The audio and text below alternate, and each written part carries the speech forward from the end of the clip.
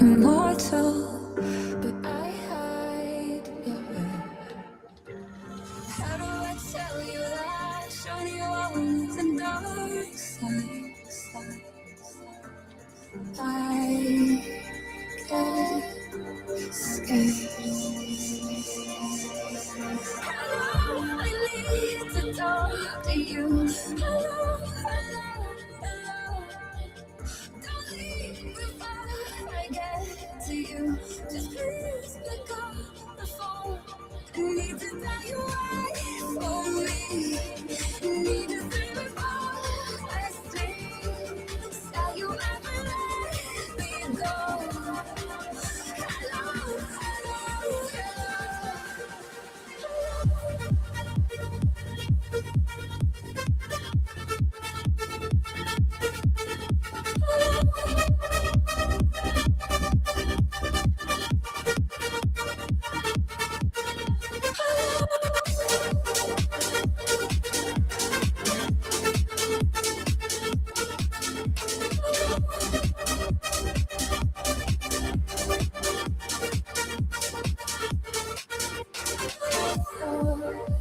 I should hold up my soul.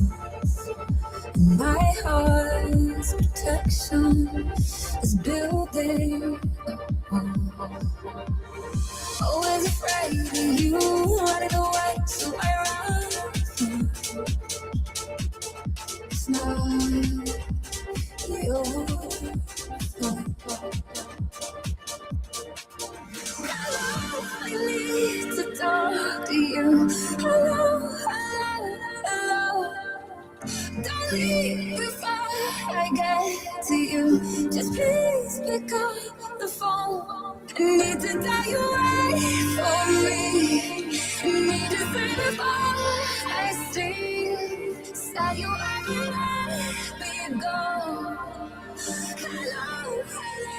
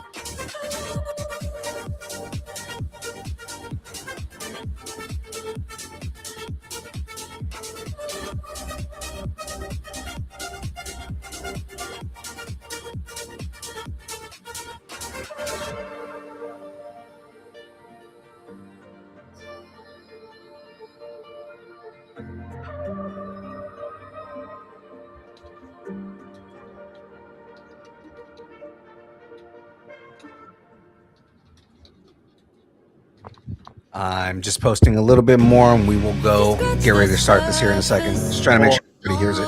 You know, as Sewong says, ego. What? Ego. Ego, like my ego? Like, I mean, that's pretty. I think he's on drugs again. That actually makes a lot of sense. It does, doesn't it? But none of the American drugs, the designer Japanese drugs. Designer Japanese drugs.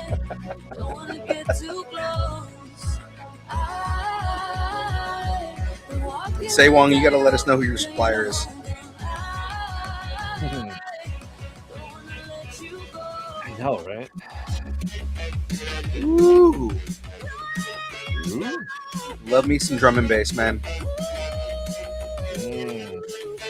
I've never seen a drum and bass before, but you know.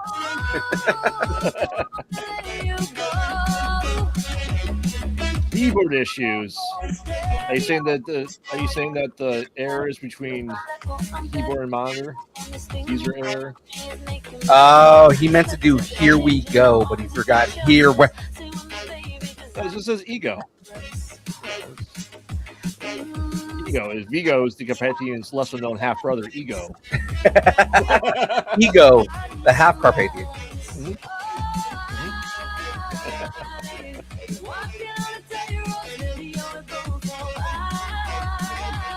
I almost don't want to start the show because I like the song. You know, it's almost like you should just do like a DJ stream. I need Throw it tape out there. before I can do that. I really want to do a music stream. I will do a 4-hour set if I can get new turntables. Do it. I need to get tables. Tables are not cheap. Do you want the DJ Hero ones I got for like the Xbox? Oh my god! I'm sure I can find a way to like hook that up to Serato Scratch and like actually use that as like actual tables. Oh yeah. The real challenge is beating, Dark Souls with it. It's the hack and scratch. I forget that people do that. They do. They're crazy. They beat it with Donkey Konga drums. They beat it with a Rock Band guitar. It's freaking insane, and I'm jealous that people are that talented. Yeah. The new thing is playing with that Donkey Kong banana. Things you can do when you play with your banana, kids. Okay. What That's I enough. really want is someone to figure out a way to hook up the Power Glove and beat Dark Souls. Oh my god! If you can play Dark Souls on the Power Glove, Uh-huh. I would watch that stream. That would be amazing. I know. Maybe I'll figure out a way to do that. I think 100% Graveyard, you would be the guy to do that. I mean, I have a Power Glove. Well, let's get this going. Yes.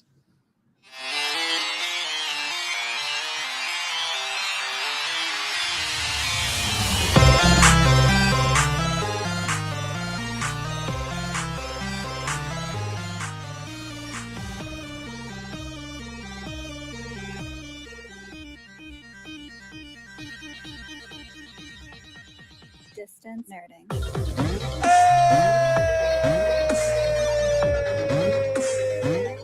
What's up, ladies and gentlemen? That's right, ladies and gentlemen. It is Thursday. It is time for another disconcerting interview stream. That's right. We're going to have a whole bunch of good times here. We're going to have a whole bunch of fun, ladies and gentlemen. Of course, I am Young Phil, back from being snapped out of existence. And the beard next to me right there, It's dead hair. Dead hair himself. Ladies and gentlemen, that is Graveyard. This, like I said, this isn't real beard. It's a sentient life form. Right. I can't grow hair. When it says dead hair, what it really means is Graveyard is the dead carcass attached to the sentient beard. Mm-hmm. Mm-hmm. It's like a tribble. You just have to feed it all the things all the time, or it'll take over the world. And it is. It is. In case you guys didn't know, tribbles will destroy the entire universe. I agree. Yeah. Let's bring them to DC. Oh my god. Okay, would they be the new Brood? Ooh. That's the next question we ask our audience, right? I think it's the Brood, both hair pieces. Those are the hairpiece version of the Brood. Ladies and gentlemen, this show is brought to you by the good folks over at Dubby.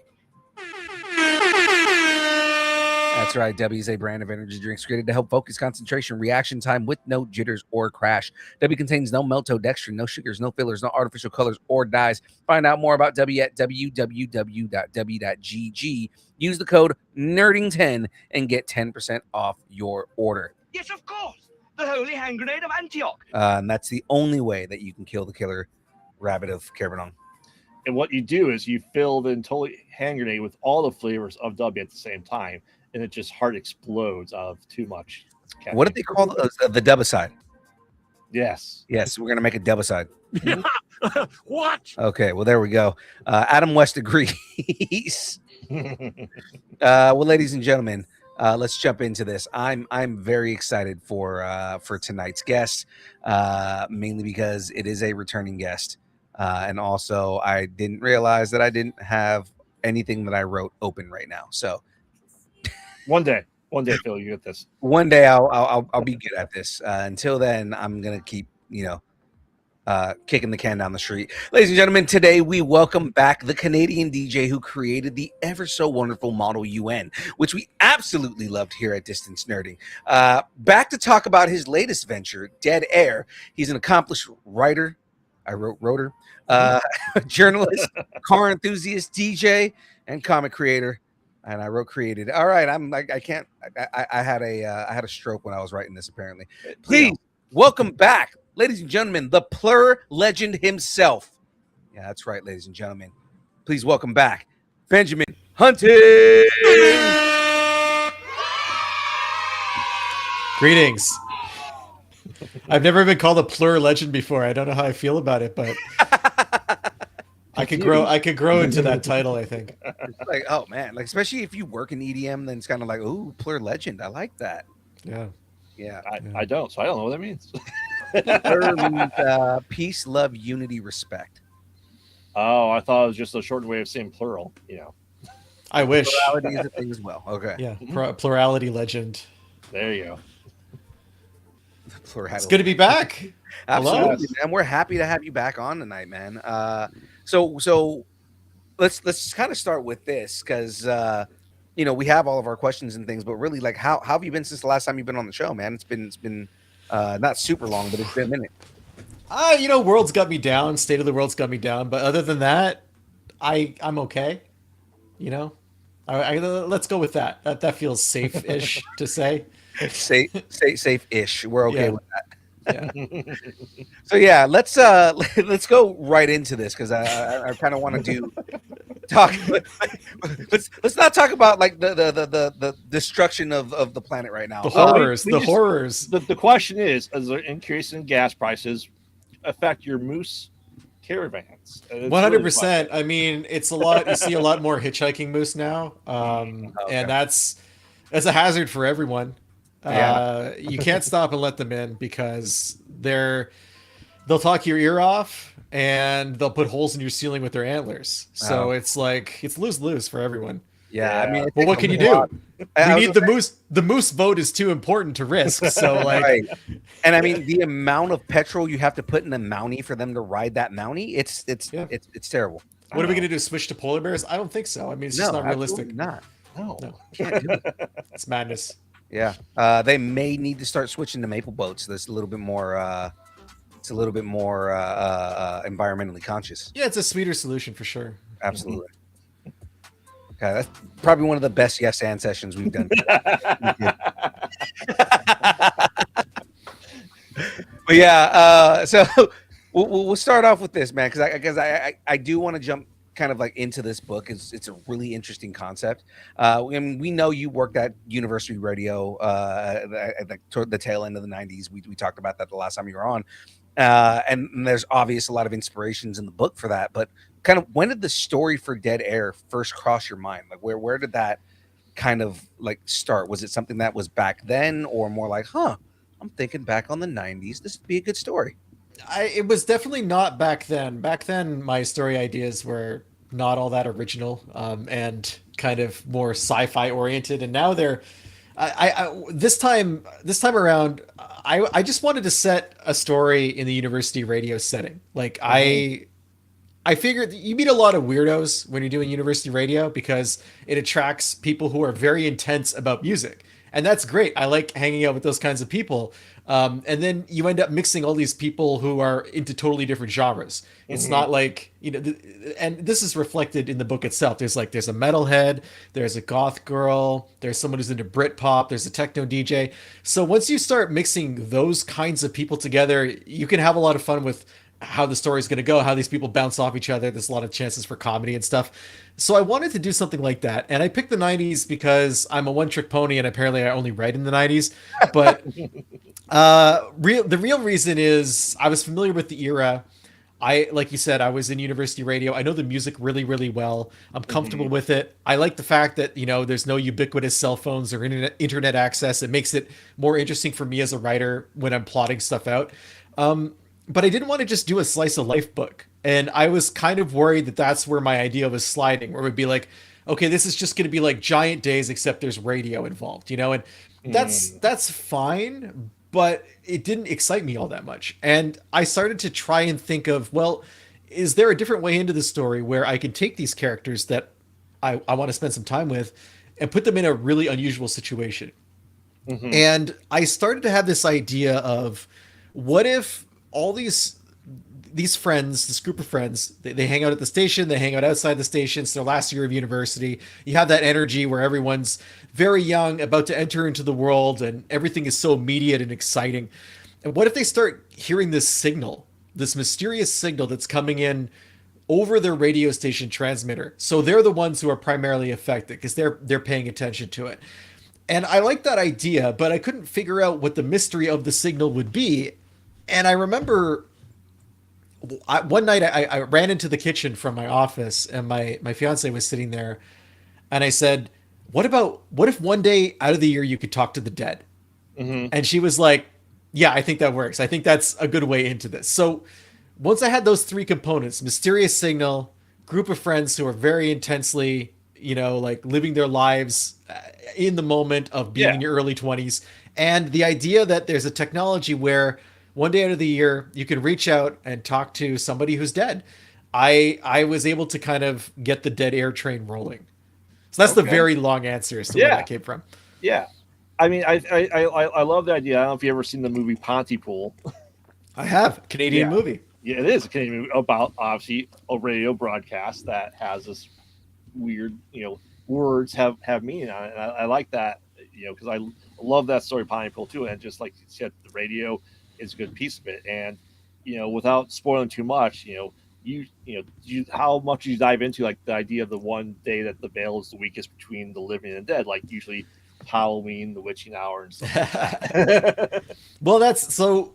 What I ended up doing was creating these two time periods where you have this 90s time period with the kids, and then you have 15 years later, they're no longer young adults, they're in mid 30s. Life has beaten them down a little bit, and they've all gone their separate ways.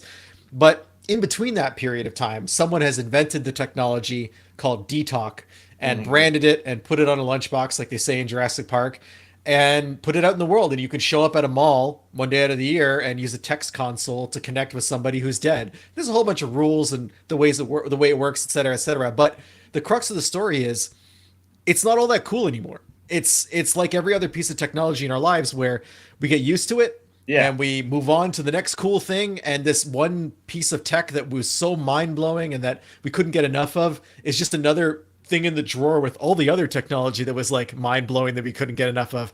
And I often, in these conversations, I think a lot about what we're doing right now, which is video conferencing, which would have completely blown my mind in the 90s.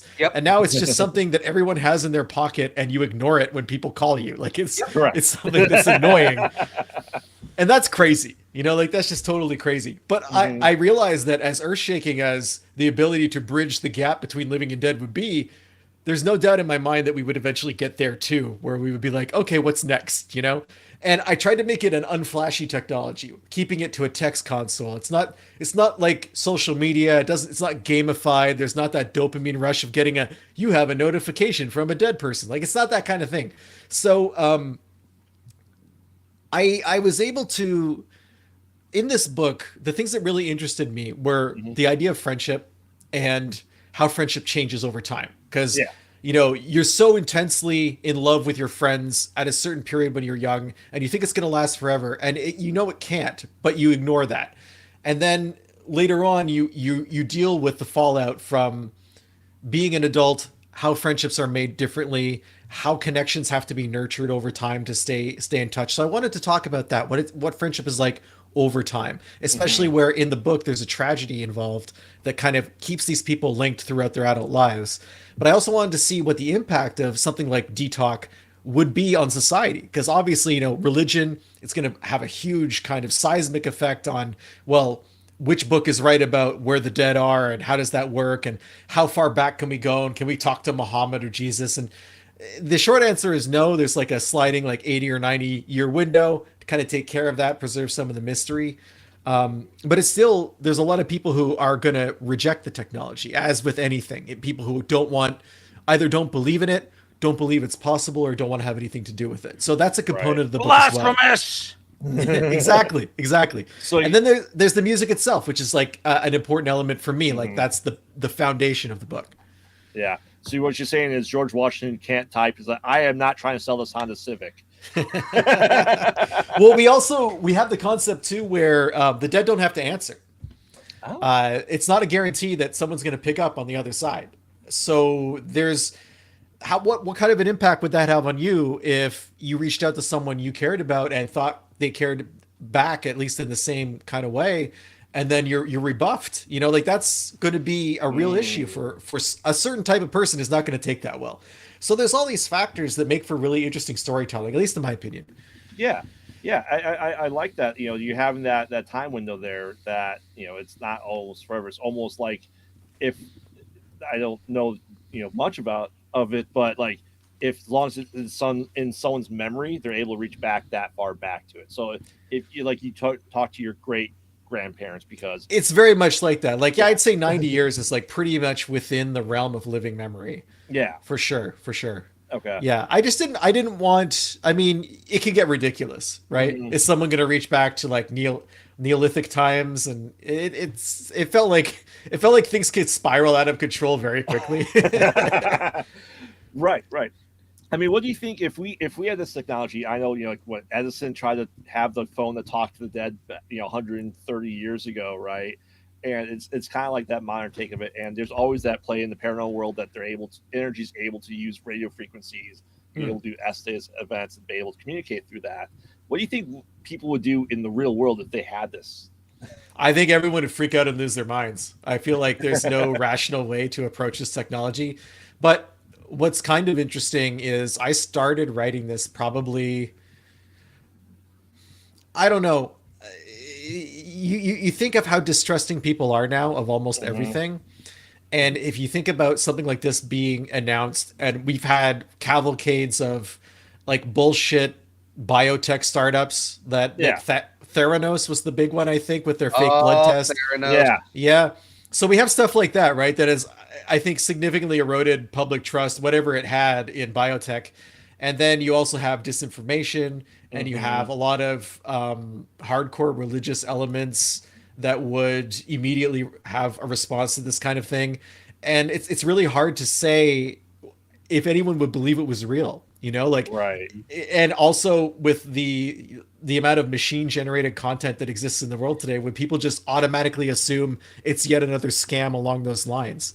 So it's hard to position it in today's landscape. Another bonus of setting the book in the past is avoiding a lot of that and not having to like sift through it in the narrative. Because as interesting as that is for us to talk about, I would think for a reader, in a comic book, it wouldn't be as interesting. Maybe if it was a novel, you could kind of flesh it out more. But I think in a comic, you want to have a more propulsive kind of narrative, and it would be easy to get sidetracked by the way things are today. So another advantage of setting it in, in the 90s and then maybe the 20 teens at the latest. Yeah. 'Cause as you said, if you did that now, it's going to the point that you said. It's like AI.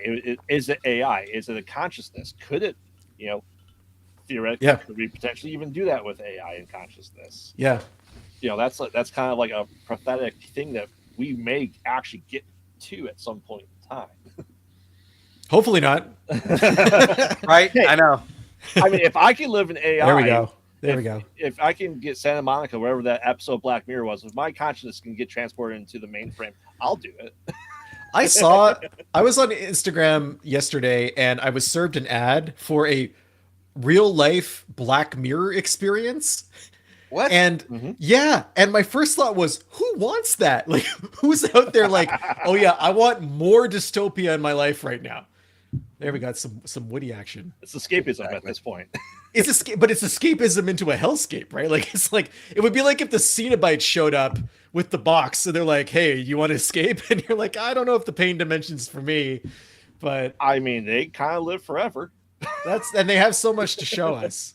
They do such sights. Yeah, I mean, it's like I said, it's commonplace and it'd be really interesting. Like you said, it becomes so common that people are just like, oh, it's just a terminal. Like I can't even do it on my phone. I have to go someplace to do it, right? Yeah, feels archaic a bit. Yeah. Yeah, but it's almost like it'd be interesting. Like so many pranks would probably happen with it too. I can imagine, especially as young kids, they would try to prank someone, like talk to someone that's dead, like, oh, so and so said this, and it's like, no.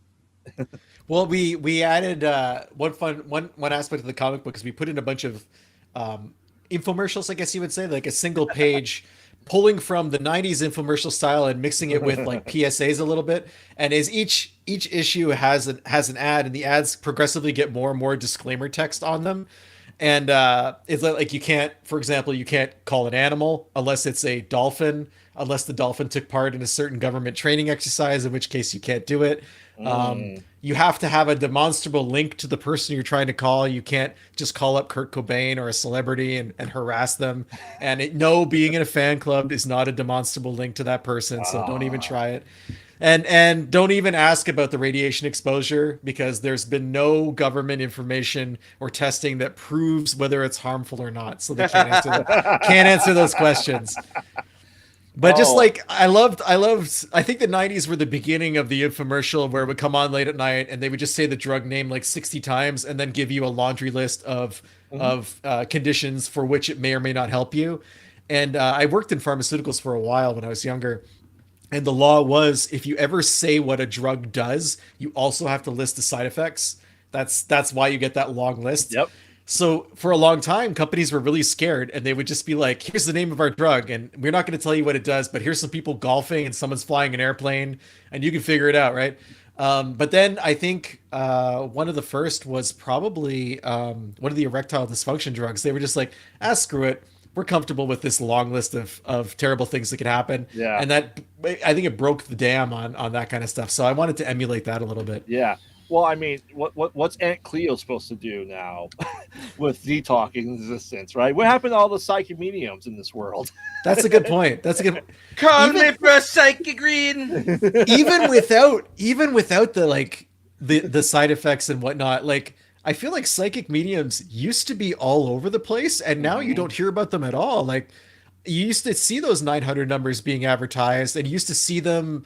There was this one woman, Jean Dixon, I think it was. She was all over like the why am I spacing on the name? One of the tabloids, from the 90s, whose name starts with an E, and now I can't remember it. Inquirer, National Enquirer. Yeah. There was always like Jean Dixon predicts president's death or like something like that, and it was a super vague prediction. But has it all just moved online, do you think? Like I don't see it in pop culture anymore. I think that's where a lot of it is. Is. Just because with like when Miss Cleo got exposed, I think a lot of people were just like, yeah, we're not into this anymore. It's funny how like she was exposed like it was a surprise. Yeah. I know. You Next thing you tell me, the Edwards guy that really didn't have the crossing over show and didn't really talk to. Someone's your name begin with an A? Yeah. And that woman wasn't really touched by an angel. Like that never happened. Well, good news. I would say the good news out of that is at least he got voted biggest douche in the galaxy. So he got a win. He did. Yeah. But I like that, and I think of replications like what would happen, like does the ghost hunters and taps disappear because they could just go do the investigation? They could just ask. They just be like, "Hey, what's up? Are you here?" No. Oh, all right. That's suddenly we don't have 27 seasons of that show anymore. I mean, entire channels are just gonna like completely zonk out of existence. Like young Phil snapped out of existence, just like completely gone. Yeah, that's just because when LeJack is having a bad day, he gets snapped out of yeah. But I mean, what chances of this? Like you talked about, you can't do fan clubs like that. Like, would you use this for like cold cases if you don't necessarily know the person murdered? Could a detective agency or FBI use it as a cold case? So, if you read the disclaimers. On one of the ads, it does state that it is not admissible in a court of law, any evidence that comes through DTOC. That's a great question. It's a great question. Because, I mean, how could, I guess this is why I have to read more now. How can you prove they are who they say they are? Yeah, that's true. And also, they can't go into court on a stand on this witness stand, right? Unless it's the exact day where that's possible. That one day of the year is when all the trials on Earth would have to happen. So that would be pretty rough. I mean, it's a 24-hour period. So you just travel. They're on a plane. They're traveling across time zones. Oh, I see what you're doing, and you just constantly keep crossing the date line. Yeah. Yeah. And then you fly really fast and spin the Earth backwards, and you're back at the start of Detox Day again. Exactly. Yeah. That's the perfect solution. We If only I thought of that. we learn from Superman. It's possible. Yeah. We learned so much from Superman, honestly. How to gaslight your girlfriend. Yeah. Instead of catching her, she jumps out the window to prove that he's Superman. Just casually blow her onto the island. Hopefully everything's okay. Like, wasn't me. Just like advanced moral values and aesthetics that were established in the 1950s for the rest of all time. That feels like a safe strategy. It's worked well for so many other parts of society. Right. Yeah. And will you ever kind of like further explain like why it's one day a year and what has to do with it? So there are aspects of the story that pull the group of friends into Detox much more deeply than one would expect. Mm-hmm. And as part of that, they find out more about the technology and the people behind it and the science behind it and how that works. So we do go into that. Issue 3 is really where that starts. Okay. And there's some revelations for the friends that, I mean, the fun thing about the book is each issue has revelations for both the audience and the characters. Like they're finding out the same things at roughly the same amount of time. And I think that's a fun way to keep people engaged and interested. Yeah, absolutely. And it's of course, there's a lot of pressure on me as a writer to keep it happening, but but yeah, it's been a blast to write. Like we took a couple of years off from the series because my co-creator Joe Ng had some health issues and he needed to take some time away from art for a while. So coming back to it has been really great. I didn't realize how much I had missed the world and these characters and spending time with them. And Joe and I have been working on, we'd already started on this issue before we put it on hiatus.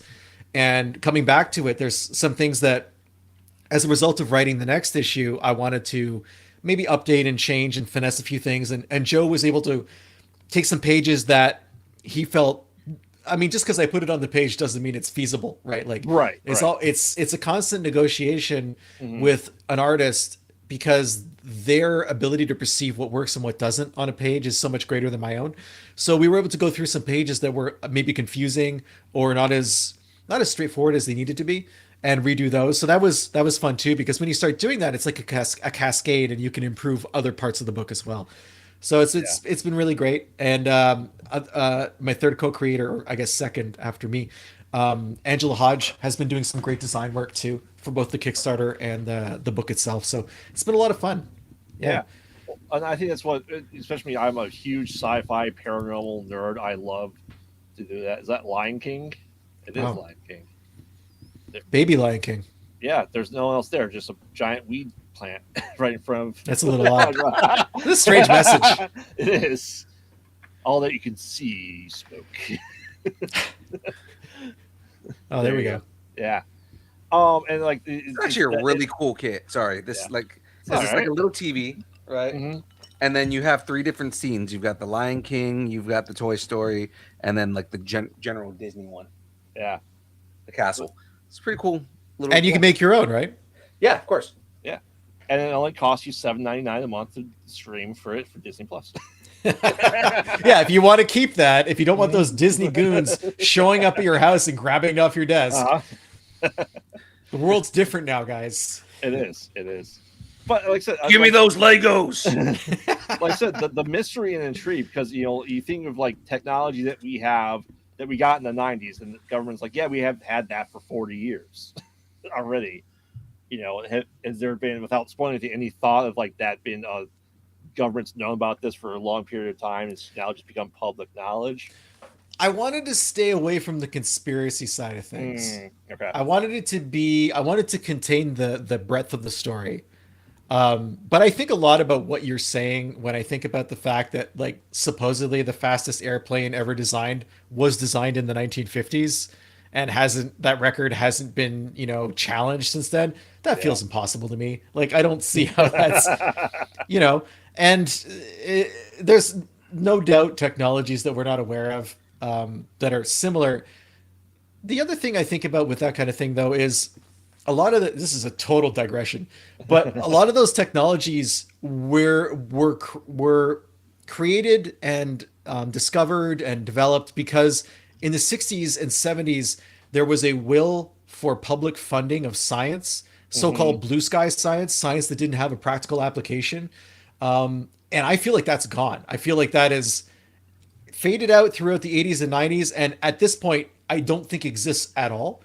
And the reliance on the private sector to push technology forward has put us in the situation we are in now, where everything is rent-seeking revenue schemes, and in a lot of ways scams designed to milk investors out of money, instead of the kind of stuff you used to see at like Xerox PARC Laboratories, where they're like, well, we invented the mouse and we don't know what to do with it, and no one does anything with it for like 25 years, but then when we do need it, it's there. Yep. ARPANET, the internet. There was no practical application for that from a commercial perspective until the late 80s, early 90s, and it was invented in the 60s. So I feel like when the three of us are like in our rocking chairs, there's going to be a real dearth of super cool technologies because it's just not happening now. So we're not going to get those fruits when we're older. Yeah. I mean, ARPANET was really just created to share porn. We all know that. That's what the internet is for. Which is what it does now. I was reading, so I started reading a book about pioneers in IT and computers and whatnot before I stopped reading it because I realized I've already read every single book that's out there, and this one didn't have anything new in it. But it was saying that the first message ever sent over ARPANET was like LOG, because he had to type login and then a login name, but the system crashed when they typed in like LO or LOG, so the full message didn't go across. So like at the time, no one cared. This was just something they were testing out. No one realized that it would be the basis for absolutely every human life on Earth like 50 years later. Yeah. And no one really remarked on it, but that's the first message transmitted over the internet. So now we all know. I can almost see, Detox almost being like the first message is, hello world. Yeah. Well, in issue 3, we do get into a little bit about the first messages that were sent and the people who were contacted, and because you figure too, like if you're part of that company, you're probably not necessarily playing by the rules, right?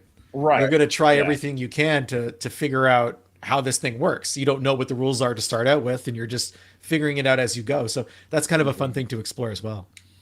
Yeah, like I said, and that's why I love sci-fi and stuff like that. That mystery and intrigue. If you read like the Expanse novels, I don't know if you've read them. I watched the first season of the show. I haven't read the books. I've heard they're good. Yeah, they are. And there's like this one point they have these giant rings, and there's close colonized, but like 10% of ships just never make it through the other side. Yeah. Why? Who knows? That's what it's like. That's. I mean, we forget how big the ocean is, right? Like we assume that because we have technology and because ships are so large now, that kind of thing doesn't happen on Earth anymore. But the losses from, this is super weird, but there used to be this guy who had a maritime cargo loss blog. And all he would do was he worked at one of the major ports in the US, and he would photograph for insurance purposes whenever a cargo ship came in, and like they just stack the containers on the top of them, right? Like they're just held by gravity. Yeah. And if they're in a storm, it just goes overboard. It's just gone, right? And he would take pictures of like ships that had come in and they're missing like 50% of their cargo because the ocean got crazy, or the ship just doesn't come in at all and they never find it, And it happens a fair bit. And it's exactly the same as that frontier sci-fi attitude. We think we've tamed the ocean, but the ocean is like humongous big. Like there's nothing we can really do. You feel tiny when you're out there, no matter how big a vessel you're on. Yeah. Well, I think that's coming in your story too, is like, will we ever fully understand everything behind it? Are you going to leave some mystery to it? Oh, for sure. You got to leave mystery. Like if you over explain everything, I don't know. Like I'm not writing The Martian. Like I don't need to it's not like competence porn, like we don't need to know the nuts and bolts of everything. I think the most important things with these kinds of, or at least the most interesting things, is how it impacts people and characters. And how it either helps them to grow or keeps them from growing. And that's what's interesting for me to explore in these kinds of stories. And like like D-Talk itself is interesting, and we're talking about it and like finding out like there's so many things you can do with it, right? Yeah. And that in itself is fun, but it's also from a story perspective, it could just be a tool. It could just be a MacGuffin. And I want to like kind of put it in the middle where it's not just a MacGuffin. Like, yeah, there is lore, there is like science behind it. This is how it works. But at the same time, it's like there's not a full issue that's just devoted to like the history of it. You know, I think that would take some of the fun out of it. Yeah. And at the last episode, just to troll one, whatever issues, like it just missed Cleo this entire time. Just, just fades in on her face. Exactly. Yeah. But I know exactly. But you know, there's also a soundtrack with this comic, and is there a playlist going that people can listen to? So for a while, I had Spotify playlists going for each of the individual DJs because they're all doing their own genres, and that was fun to do. And now, for ethical reasons, I no longer use Spotify, so it's like I get it. yeah, it's super awkward. And Tidal doesn't have public-facing playlists. I'm thinking of moving them to YouTube.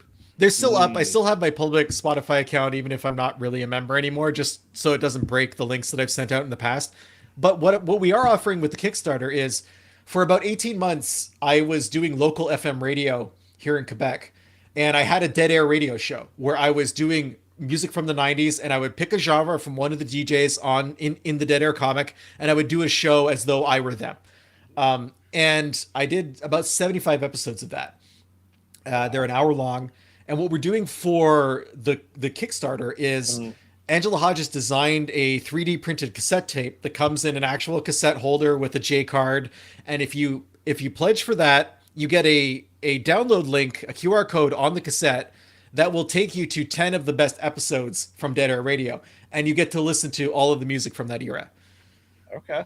Now, is that just stuff that you listened to growing up? Did you have to do like a lot more research, like what the most popular metal songs were? I had to do a lot of research. So I thought that I was just set, right? Like, I know the 90s. I was DJing in the 90s. And then I started putting these shows together. When you're looking down 75 hours of radio shows and you don't want to repeat songs and you don't want to just lean on the artists that you like over and over again, you really start to realize not the shallowness, but like your preferences and where they lead you.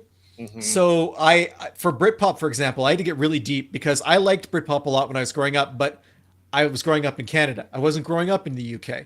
So a lot of like the third and fourth tier artists, I wasn't that familiar with. And there's some good stuff there, but you really have to dig through stuff that's not good to get to it. So, but a fun thing that I did do was I did dance music from X year for every year in the 90s. So I started out in 90 and I picked like the best tracks from like starting in 90. You're looking at a lot of like hardcore and Eurodance and stuff like that. But I was able to chart how like Eurodance kind of took over in the mid 90s, and then breakbeat kind of dropped a little bit away. And then we got into big beat in America. So you start to see like, you know, Fatboy Slim and Chemical Brothers and stuff. And then like the French house stuff starts happening and we get into that. So it was a cool progression like that, just going year by year. And I didn't realize when some of these songs had come out, because to me at that age, it was all like a mishmash. Like everything's out. I don't really care when it happened, you know? Right. So that was fun. Did you do like a one-hit wonder episode? I did a little bit. I did some soundtrack episodes where I picked like best 90s movie soundtracks. I did some episodes where it was like, you know, best song from side 2 of an album from the 90s, or best album starters in the 90s kind of deal. There's a lot of fun ways you can approach it. Yeah. Songwriters too, or people who came from certain musical scenes kind of deal, kind of link them together. So it forced me to go through a lot of hoops to keep the shows like interesting, not just for the audience, but for me too, you know? Yeah. Like I said, I remember in 8th grade. So this is probably 1998. Every morning in art class at like 9 a.m., OMC Habuzar came on. Oh, dude, that song gets stuck in my head. Is that a Chevy 69? Yeah, like stuck in my head. And like it literally 2 days ago at breakfast, I'm like making an English muffin in the toaster, and like that song pops in out of nowhere, unbidden, unwanted. It's just there, you know. And now I have to deal with it. Like that could set the tone for my whole day if I don't let it. If I'm not careful. Time I look, God damn it, it's in my head right now. I know, right? Yep. I mean, that almost song would fit perfectly in the story of Dead Air too, right? It's how bizarre. Yeah. How bizarre. How Well, bizarre. so one of the things about the radio station that I was working at is because they're like a community FM station, they didn't want too much pop, which was kind of interesting. I did do a few pop shows because there's a lot of good pop from that era. You have like Paula Abdul, Madonna, obviously, like super great. There's like Mariah Carey, Whitney Houston, Celine Dion because we're in Quebec. There's just a lot of really cool, I think, formative pop experiences. But I had to be careful not to put too much in. So like that was like my one limit, I guess. A lot of college rock though. A lot of college rock, yeah. Yeah. One of the hardest things to do was goth because like a lot of the good goth stuff was 80s, 80s, yeah. and it bleeds over into the 90s, and I think a lot of people forget about that. And then there's like a weird crossover with like synthwave, like really early synthwave, where it was just like a dude in his bedroom with a synthesizer and like some hurt feelings making sort of goth music. Hey, his name is Trent Reznor. And we're gonna have a bad time. And it's Trent Reznor, and he's a god now. Okay. Well, yeah, no, like I can lean on like the industrial side for the goth stuff, like Trent Reznor, KMFDM, stuff like that, Frontline Assembly. Yeah. Yeah, it was there were some genres that were challenging that I realized like were either just a bit before or just a bit after. Metal was a bit challenging too because there's like some really good thrash in the 90s, and then there's some like really bad like hangover hair metal.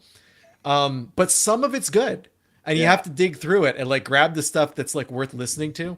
It can't all be Ugly Kid Joe, you know, but like there's some decent like people think that Nirvana killed that whole style of music outright, but it continued for quite a while past that. So, but like there's also like, you know, Sepultura and why am I spacing on the name? Cowboys from Hell. Why can't I think of the name of the band? From Texas. Wow. Pantera. Pantera. Yeah. Stuff like that was like coming to the fore and like kind of wiping out older metal. And that's really cool too. Yeah. Some really great. And new metal really started early in mid 90s. Didn't really start taking off, but you know, new metal was there.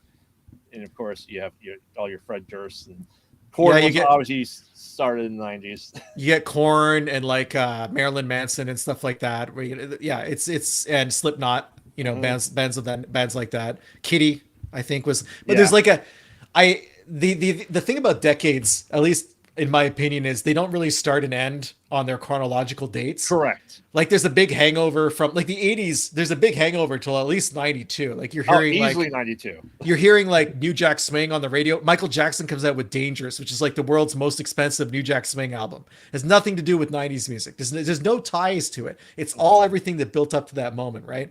And you're still hearing like, you know, Kenny G is like essentially an 80s hangover into the 90s, super popular. A lot of Mariah Carey was able to transition, but before she did that, she was still singing 80s music in the 90s for a while too. Whitney Houston was doing the same thing. And then you get to the 2000s and there's like some of that new metal stuff, but also like, you know, like the Theory of a Nickelback music that like comes out that bleeds into the early 2000s, but it's really like a late 90s kind of vibe. But there's bands that like Seven Mary 3 that come out of like 2002 or 2003 and they're out of time. You know, they're not really from that era anymore. Like the tail end of something else. Yeah. I blame Creed for Nickelback personally.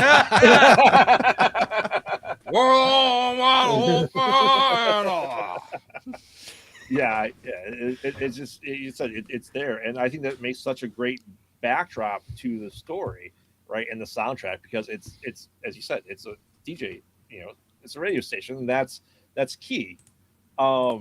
And I said, I love that you have all these different genres. You had to do research too. Like, you know, I wonder what the metalhead thought of new metal because most metalheads I know hate new metal. Yeah, it's like it's a huge dividing line, you know, and like rap metal as well was also like not everyone was into Rage Against the Machine. They were like, when they came out, that was seen as heretical and like music that didn't have a place anywhere, you know? I was just reading a book. It was an oral history of Lollapalooza, and talking about how like one of the ways they got Ice-T to agree to the early Lollapalooza was he was like, I want to bring Body Count with me. Like, I want to do a Body Count set. And they were like, okay, whatever. And so you have this, like, he was way early on that kind of music. And I remember hearing that when I was probably like 12 or 13. And I'm like, wow, I don't have the capacity to understand what's happening right now, like musically, you know? But it's interesting to hear from the artists who were like truly didn't care about anything other than music and didn't care about being ahead of their time. Kind of like Prince in a lot of ways, where he's just going to do whatever he wants. And enough of it's going to be commercially successful to fund the stuff that isn't.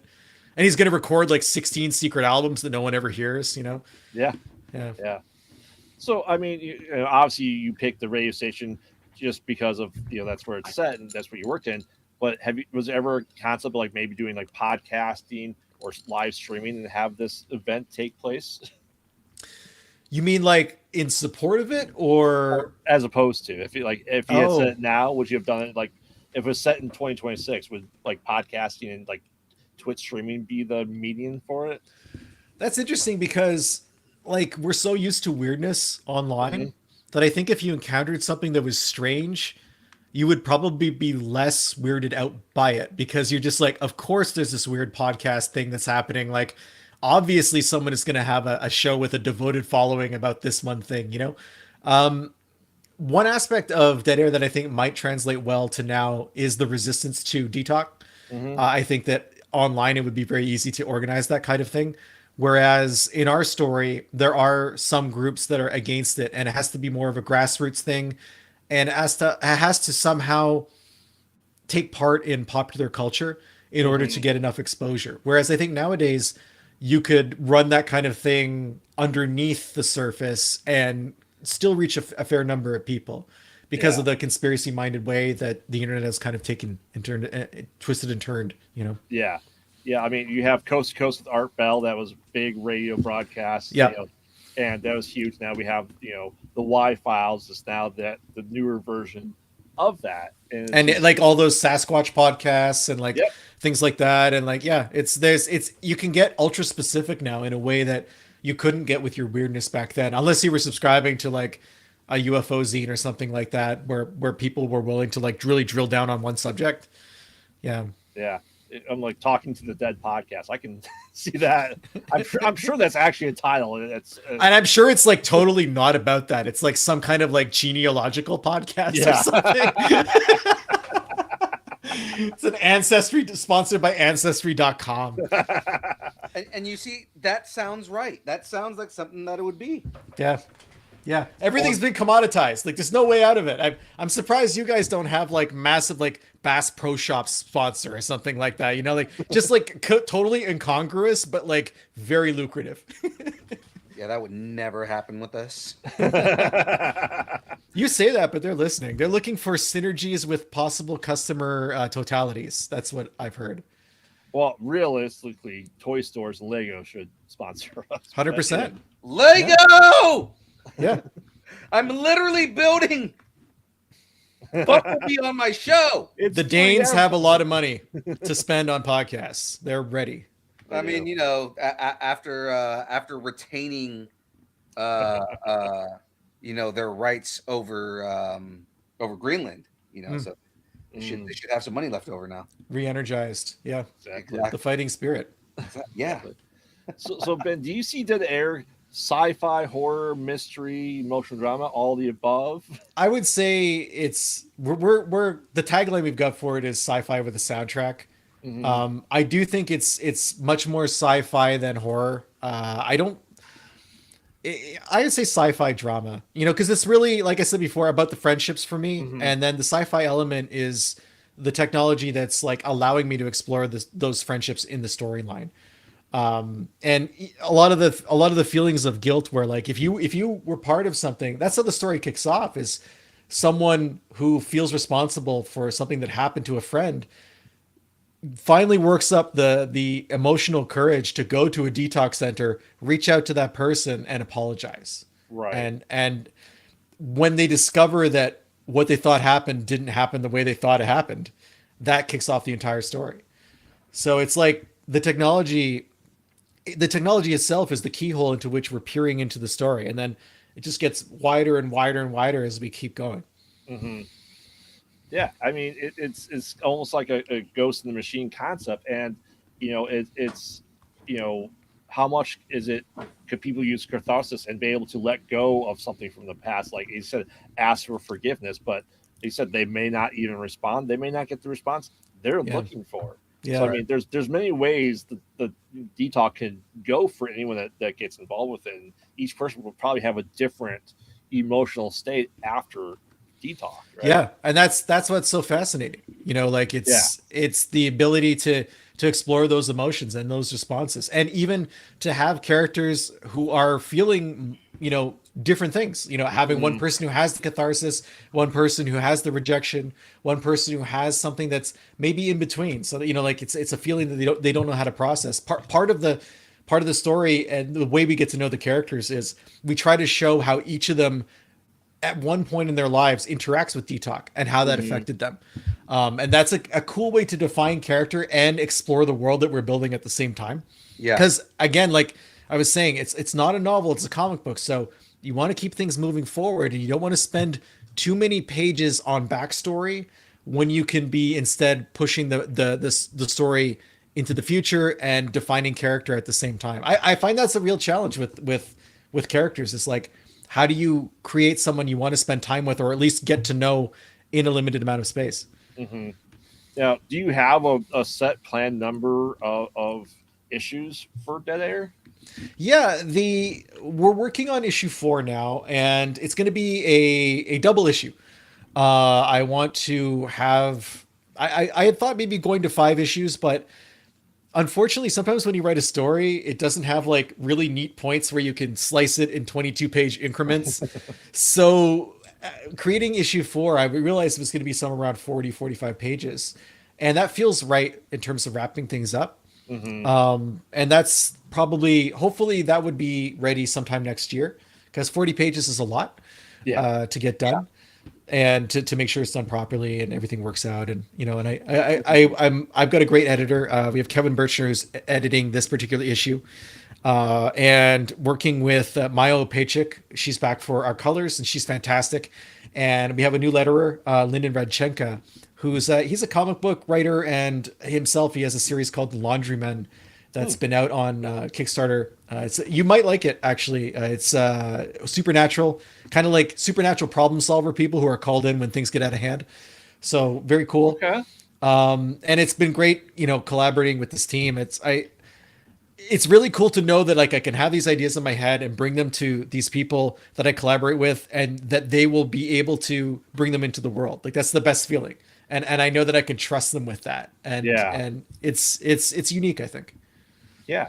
I think the world of Dead Air has a lot that you could just explore and touch base on, almost like a Sam and Twitch PI. Using that to I like that. It's interesting. You always have like my mind. I'm just like a one-off. Like someone's dead on the table for 4 minutes. Can you talk to them if they die on the table for 4 minutes? And that's a really intriguing idea. I hadn't even thought about that. Yeah. And like, could you talk to them a year later? Like after they, like, is there a finite, is death finite, or like, are they in that state indefinitely and contactable while also existing in the living world? Well, that's, again, this is probably why it's not admissible in court, because like, it's too many questions. It's also part like, do they even want to talk to you? Right. Yeah. Yeah, I mean, where'd you bury the money? Are you going to subpoena? Are you going to subpoena a dead person? Like, how would you even do that? Where'd you bury the money, Grandpa? Fuck off! It's my money.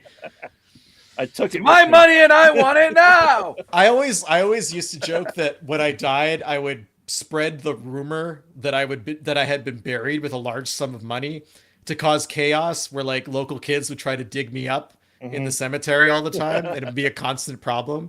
And for a long time, I thought that would be really funny, and now I realize it would just be really disrespectful to whoever works at the cemetery. So I feel like I've gone like 360 on thinking all angles of that around, and I've decided that probably I won't do that. I would be like the Oak Island of like buried people. I mean, there's like 8 seasons of that. I mean, your legacy can continue. Remember when you had to go to a musty used bookstore and buy a paperback from the 1970s to learn about Oak Island? Mhm. And now you can just turn on like any cable channel and there's like 8, like you said, 8 seasons about it. And Yeah. that's everything now. No one even talks about the Bermuda Triangle anymore. How is that possible? Yeah. It's just not enough. Not enough ships are going through it to get lost. You'd figure of all of they're the, getting lost in the Strait of Hormuz. That's why. we've got like literally Straight to 23 America. Yeah. We've got like literally 23 episodes of Mountain Men, and yet no episodes about the Bermuda Triangle. And Mountain Men is like, I think, exclusively set in Appalachia, right? So like, there's only so much forest. You figure it's covered by now, but the Bermuda Triangle is enormous. We need more shows there. Well, you see, I'd rather be in the Bermuda Triangle than the Appalachian Mountains. Maybe that's where Bigfoot relocated to. That's why they can't find. Well, you don't know. He's now interdimensional. So Yeah, he's it's able true. to phase in and out of existence. That's why we can't always see him, and that's why he appears blurry in pictures. Every time I hear that, I think, why not me? You know, like phase in and out of reality. I want to do that. I do too. I think it's called dissociating when humans do it. Oh, yeah. That's true. So are you saying that Bigfoot is just has imposter syndrome? Bigfoot is having a tough time with his new stepdad, and he can't. You know, it's really a lot. A new school, new stepdad. It's a lot to ask for a Bigfoot. Yeah, I mean, and his stepdad's name is Satine, and he gets, he gets mixed up with Satan all the time. It's weird. Yeah, it's weird. He tries to write it the right way, but it comes out the wrong way. And why is he writing with his left hand now? It's like, yeah, it's a lot. Well, A little Bigfoot, you know. In fairness, though, Harry, his dad, John Lithgow, is now Dumbledore, so he's off in England now. Wow, how the mighty have fallen. I know. Yeah. Yeah, I just love it. I love like Shasta Mountain is just like this pinnacle for everything that ever exists. Yep. That it's just people. There's time slips there. People disappear for 10 years, come back. They're the same age, but everyone else's age. And like, They somehow end up in weed all over again. Yeah, every time we drive to Oregon, we always do a pit stop in weed just because it's hilarious. I'm assuming that weed is like Oregon's version of dildo. Oh my god, Oregon have a place called Dildo? No, Newfoundland has a place called Dildo. Oh, So What? it's like, yeah. I've actually been there. I have a T-shirt. I have a T-shirt that says Captain Dildo on it. Like it's a sailor wearing a hat that says that. The town is very good about monetizing their name. They know exactly what's going on, and but I always think about that when I think of like the unusual place names. Dildo's one of. There's also Conception Bay in Newfoundland. There's lots of fun, like vaguely Catholic but also risque place names. I don't know why. My family's from that area, so my grandmother's from there. So I'm allowed to talk about dildo in a serious sense. It's in my blood. I do like that part of Canada is 30 minutes different. Yeah. Well, it's so far away from the mainland. Like literally it's like an 8 to 16 hour ferry ride, depending on which port you're going to. I don't know if you've ever spent that much time on a ferry boat, but I have. And it's like one time the wind was so bad that the whole boat was tilted like this. And I remember I was a kid, I was probably like 12 or 13, and I stepped out on deck and the wind just ripped my glasses off my face and they went all the way across the deck and hit, I guess they designed it this way. There's like a lip on the edge of the deck before it goes to the ocean, and it just slammed into that. And I was so grateful that I wasn't blind for like the rest of that trip, because it was like the early 90s and I couldn't just get glasses somewhere. It was some kind of esoteric process I had no access to. But yeah, it was just walking sideways for like that 16 hours. It's not an easy thing. We need to like message Ryan Reynolds and like be like, why have you not written a dildo joke for Deadpool? Why? I mean, because You made a Regina joke, but you can't make a dildo joke. Come on. Wade Wilson's not Canadian, is he? He is. The character? Yeah, the character's Canadian. I did not know that. Yes. I did not know that. Okay. Wade Do you think that's why he's so obsessed with Deadpool? Because Wolverine was taken and he didn't want to be like an Alpha Flight guy. So he was just like, I guess I'm this guy now. No, he tells the story about how he got obsessed with Deadpool. Ah. Well, it's because they made him look. It wasn't the idea is him mixed with a Sharpay or something like that. No, so that was actually written in the comic books later Yeah. on, and he rolled with that joke. Yeah. But no, so the story of why he likes Deadpool is so when he played Hannibal King in Blade Trinity, one of the executives at Sony, or was it Sony or Fox? I don't remember. It was Fox, I think. Fox. Said, if they ever cast for a Deadpool movie, you need to play Deadpool after like him playing Hannibal King. And I said the same thing when he played Hannibal King. I was like, he'd be perfect for Deadpool. It's really too bad that David Goyer messed that up so badly, and we didn't get any more Blade movies or the spin-off with like the Night Stalker dudes with Hannibal King and whatnot, all because they made Wesley Snipes so angry and thought that didn't matter somehow. Like, I mean, come on, guys. And the other thing that's crazy about that is that how hard is it to make a movie about Blade? It's the coolest concept in the world, and yet they haven't been able to do it for the last 10 years. They've had like 3 directors and 5 stars. They've had really bankable people signed on to do it, and it just never happens. It's like the curse of Wesley Snipes. I bet Snipes could probably still do it. Snipes said he wants to do it. Him and Ryan Reynolds have been talking for a little while about doing a send-off film for Blade. Him and Ryan, they're talking? So after Wesley Snipes did Deadpool Wolverine, they talk about it where like he thought that Wesley Snipes hated him for so many years, and he was like, I didn't really hold a lot of like grudge against you at all, but we obviously haven't like never talked after that either. So like it was just one of those like misunderstandings. Well, that's great. I'm glad to hear that. Yeah, like neither of them like had resolved the issue over the years, and so Ryan Reynolds has been like he's been advocating for doing a final Blade film to send off Wesley Snipes' character. I would love it. Love it. I'm here for it. I'll buy 10 tickets on opening day. Yeah. Throw them up in the air like confetti. Yeah, how can you have beef with Wesley Snipes on number 3, considering it was just him in a separate room acting to scenes already shot? He never interacted with anyone. I feel so bad for him, man. Like everything that comes out about that movie is just like they put him through the ringer. I feel bad for Parker Posey too, because clearly they did not know what to do with her. Like the movie isn't a total disaster, but it's very close. Yeah. And there's some of my favorite lines are between her and Ryan Reynolds. Yeah. Yeah. I read her autobiography. It is super weird. It's like she wrote it as though you were sitting beside her on a long airplane flight. And so there's like lots of weird interstitial chapters where she's offering you things to eat or drink or like borrowing a pillow from you. And it's not really a linear story. I can't say I recommend it. If you're a Parker Posey super fan, you'll get something out of it. Yeah, the one and only Blade. But other than that, like I was expecting something more insightful, and it just kind of felt like a bit of a brochure. I was disappointed in that because she's done so much cool stuff, and I was like really excited to hear the her Queen perspective.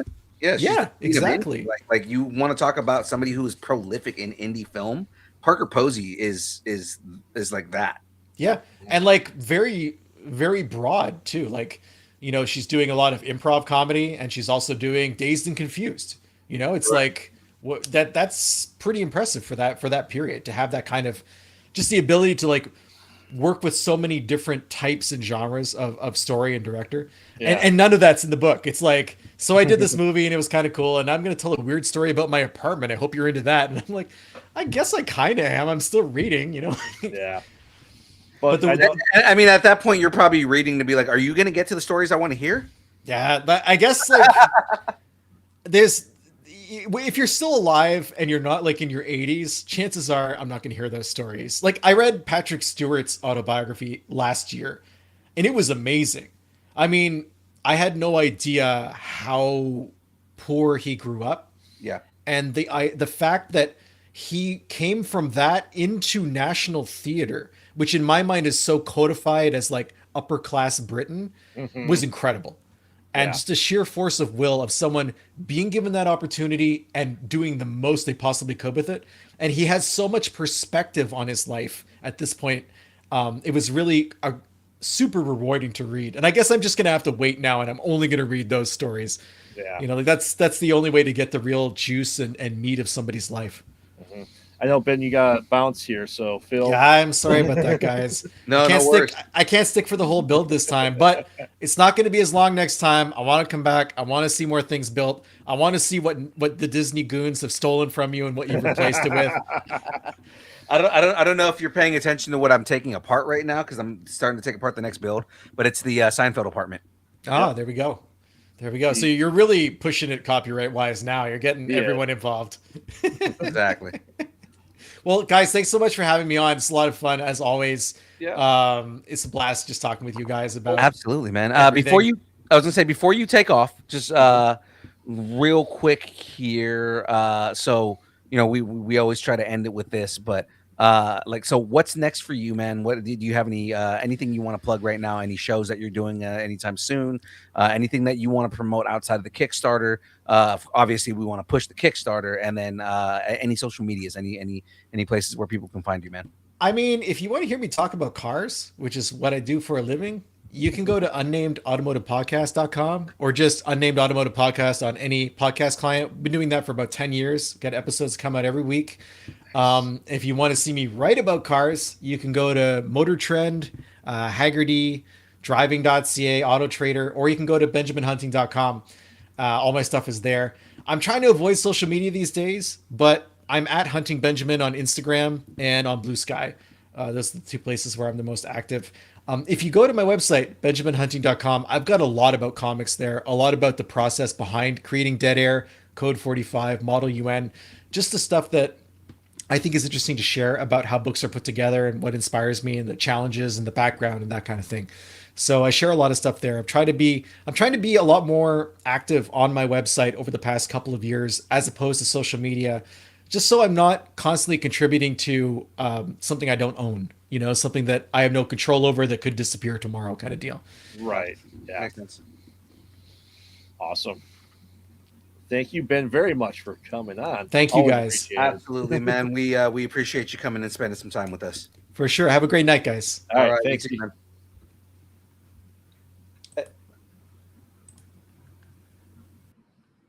Ben might be our new ad lib king, man. We could just yes and an entire episode. Oh my god, we like the whole first half of this episode was just us yes anding the entire time. Mhm. Love it. It's just like, oh my god, this is the best improv session in like forever, man. I love this. Yeah. Love it. All right. So you're taking apart Seinfeld's apartment, right? Yes, so I've got Jerry Seinfeld's apartment. I'm taking it apart. All the minifigs that it comes with are amazing. So Kramer, Elaine, why am I forgetting Jason Alexander's character's name? George. George Costanza, obviously Jerry, Mhm. Newman. You know, it's got like all the minifigs for all of them. Nice. Yeah, That's awesome. I'm really excited to get to that point. I already have them all taken apart, so they're just like all in pieces over here. Soup Nazi says, James, no soup for you. Oh my god, if Soup Nazi was on this, that would be hilarious. No soup for you. Yeah. All right. Well, you ready to get into our bracket? I'm absolutely ready to get into this bracket. Let's see, we definitely need to get more people in the chat because this is the comedy of comedies here. So Of round one. of round one, Posted everywhere. While you're doing that, I'll recap where we were from last time. This is round one of the best comedies. We had not another teen movie beat out Step Brothers, Mallrats beat out Airplane, Happy Gilmore beat out Naked Gun, Dodgeball beat out Ted, Scary Movie beat out This Is the End, 40-Year-Old Virgin beat out American Pie, Robin Hood Men in Tights beat out Caddyshack, and The Hangover beat out National Lampoon Vacation, and Mallrats then beat out another teen movie, and Happy Gilmore beat out Dodgeball, which I am shocked by. Yeah. Absolutely shocked. Sandra's here. James is here. Tater was in here earlier. It's funny. Our the thing says we only have what the hell? Okay, the thing said we only had 5 or had 3, and then I look up at it. I opened up YouTube and it said we had 6. I'm just like, oh, Tater's here. So Okay. all right. So first up, we have Scary Movie versus the 40-Year-Old Virgin. ooh, Scary Movie or the 40-Year-Old Virgin. Mm-hmm. Both scary. Yeah. Scary Movie or the 40-Year-Old Virgin. Yeah. Me personally, I'm gonna go Scary Movie, just because it's fantastic. Like I can watch 40-Year-Old Virgin often. I definitely watch Scary Movie way more.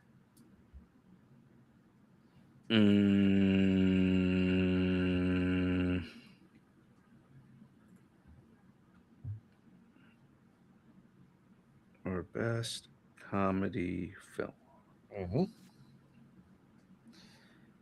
Tater says Scary Movie. Sandra says 40-Year-Old Virgin.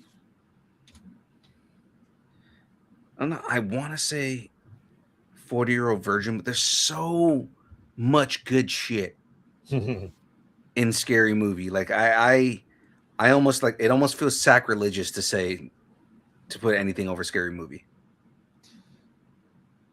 Yeah, and like I said, Scary Movie is a fantastic horror movie and it's a fantastic comedy. That's why it's kind of like you get both of the both of best worlds with that. But what say you, Phil? I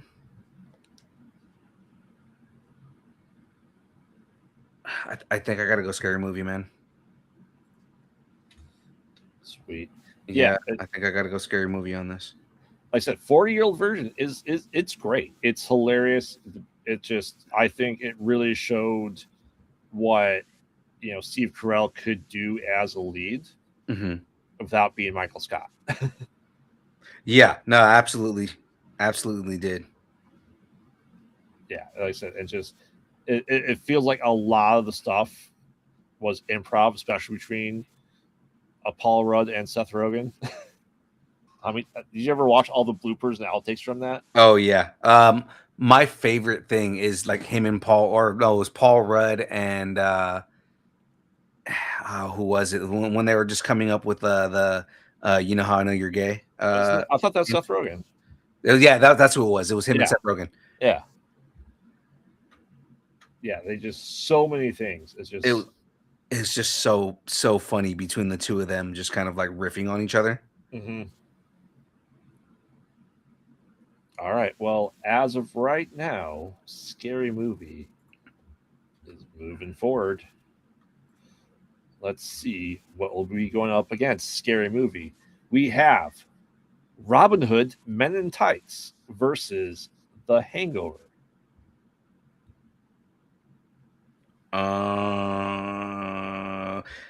The first Hangover is a really funny movie, and again, there's a lot of really good, memorable scenes in that movie. Mm-hmm. That being said, Robin Hood Men in Tights is a movie that I can revisit over and over and over and over again and never get tired of. Correct. I think that just speaks to Mel Brooks. I can watch any Mel Brooks movie on repeat. Yes. All the time. Yes. So I think I go Robin Hood Men in Tights for this. Yeah. Like I said, as do I. It's perfect parody of a very, very serious movie done so well. And like I said, still surpassed the original Prince of Thieves, right? I mean, I'm one of the few people who enjoyed Prince of Thieves. I actually liked the movie as a kid. But I mean, yeah, it just when when Men in Tights came out, that was definitely it was definitely the movie I watched more. Oh yeah. Yeah. But I mean, like I said, I think in the mainstream thing, 33 years later, right? That it's watched more still than Prince of Thieves. I think. Sandra says Hangover. Taylor says Men in Tights. So yeah, I think. And unlike other Robin Hood actors, I speak with a British accent. Exactly. Yeah. So I think Robin Hood Men in Tights is moving forward. Yeah. All right, we're at our final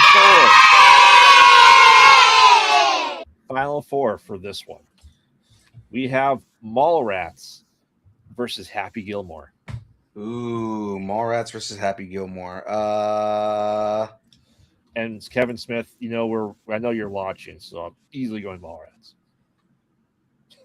There's a chance Kev is actually watching the show. So I mean, just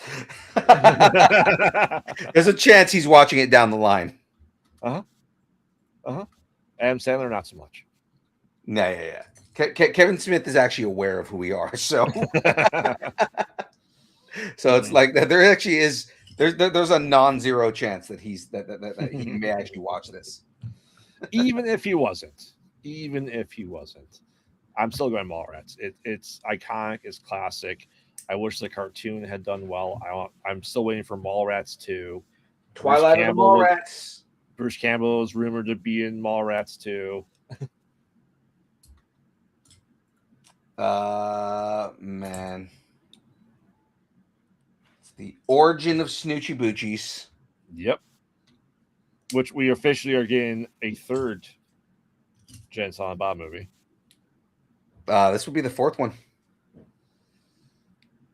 Oh no, it would be the third one because it was third one. It was Strikes Back reboot. Yep. And then now, yeah, this would be the third one. Yep.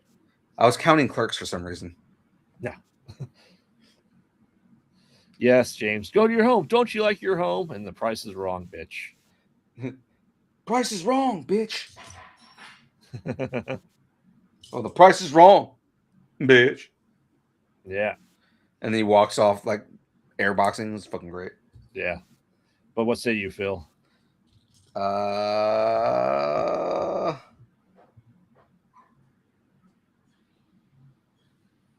This one's difficult because I love Mallrats. It's a feel good movie. It's one of those movies that I can, watch and feel good about watching. But Happy Gilmore is just it's like that high level of funny for me. Oh, I've always loved that movie. Oh yeah. Don't get me wrong. Happy Gilmore is a fantastic movie. I wanna hold you and over again till the night closes in. And there's the Asian lady that's standing there. Hey, you want breakfast? Yep. And it had Jaws in it. That's right. Two men go in, one man come out. What are you talking about? Yeah, I'd rather eat chocolate pretzels, says James. Just like a chocolate covered pretzel? Mm-hmm. I am gonna go. I think I'm gonna go with Mallrats actually. All right. So Taylor being the only one that says Happy Gilmore. Mallrats is moving up to the final two. All right, we have parody versus parody. Scary Movie versus Robin Hood Men in Tights. Oh shit. I know, right? Two sets of filmmakers that make amazing parodies, the Wayans brothers and Mel Brooks. Mm-hmm. So it comes down to is it a Mel Brooks movie or is it a Wayans brothers movies? Like which one do we go with? This is a difficult one for me. Like I remember seeing Scary Movie in theaters. Mm-hmm. Men in Tights I did not see in theaters. Oh, I like how I saw it for the first time. I have zero idea. Like I have no recollection of the first time I ever watched it. Oh shit, son! It Yeah, but Robin Hood is probably on Comedy Central at some point in the 90s. And it's probably Yeah. watch it like after a Mystery Science Theater 3000 episode. Damn it. Um, I have to go against my horror roots and say Robin Hood. I was gonna go Robin Hood too, so I think we're going Robin Hood on this. Yeah. I think just overall, as much as I love Scary Movie, hmm I feel like just Mel Brooks and Mel Brooks sensibilities Yes. beat everything out. I don't disagree. Yeah, and James is right. Men in Tights is more of a classic. It is. And me knowing multiple people in the Scary Movie franchise doesn't sway me in any way, shape, or form. So, Does this shirt make me look gay? How about now? I am so excited for number 6. I'm so I, excited. I love that it's the Wayans brothers that are making it. Yes. The last couple of, I think we talked about this last week, the last couple Mhm. of films have not been Wayans brothers. And it's just been kind of like, okay, well, they're going for slapstick comedy, but like it's over the top and it's not the smart slapstick that the Wayans brothers are known for doing. Correct. And I'll be honest, I think only the Wayans brothers can make fun of sinners. You know what I mean? Yeah. So I can't wait for their take on sinners. I'm excited. Well, that means for round 1 of best comedies comes down to Mallrats versus Robin Hood Men in Tights. Oh man. Yeah. What a thing for it to come down to. I think between the two, the funnier one is Robin Hood Men in Tights. Mhm. Again, Mallrats is funny. It's very good in its execution. But Robin Hood Men in Tights is just the superior comedy. Yeah, I mean, Mallrats has aged, obviously, and Robin Hood being set in the past, it doesn't really matter. Yeah.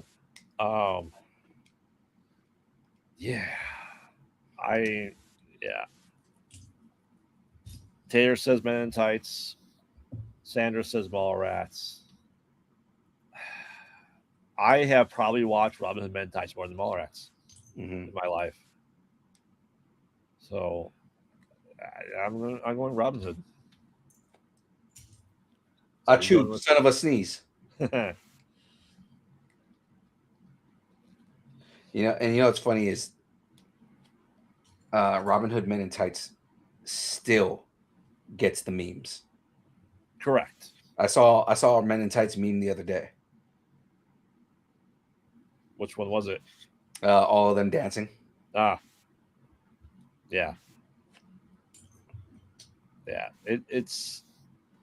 James. Yeah, I mean, James is right. Men in Tights is more slapstick. Mallrats has a story. It's true, and only one of them had Stan Lee. We know that. Mm-hmm. And realizing that people are obsessed with superheroes' genitalia. I said, yo. I said, yo. Hey, naughty. All right, Phil, what say you? I already said Men in Tights. Robin. Yeah. All right, James, what's your vote? Is it coming down to the John Mess? I want to make sure his voice is heard, whether it matters or not.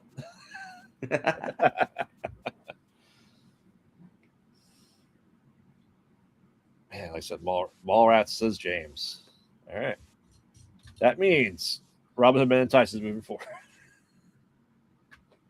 More votes. So that's.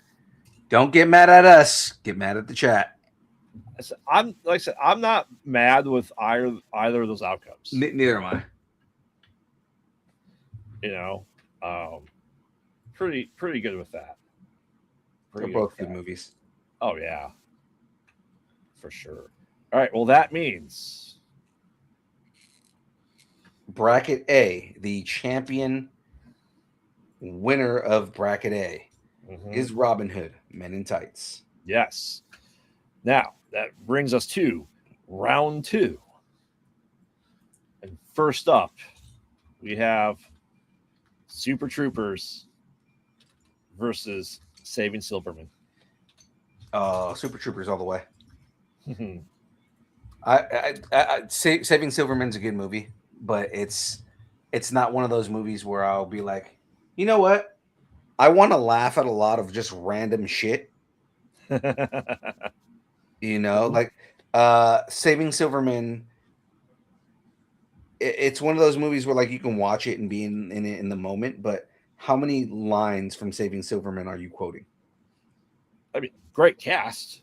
No, it is, and like I said, it's not to say that there's anything wrong with the movie itself. I've kind of said that it's a good Yeah. movie, right?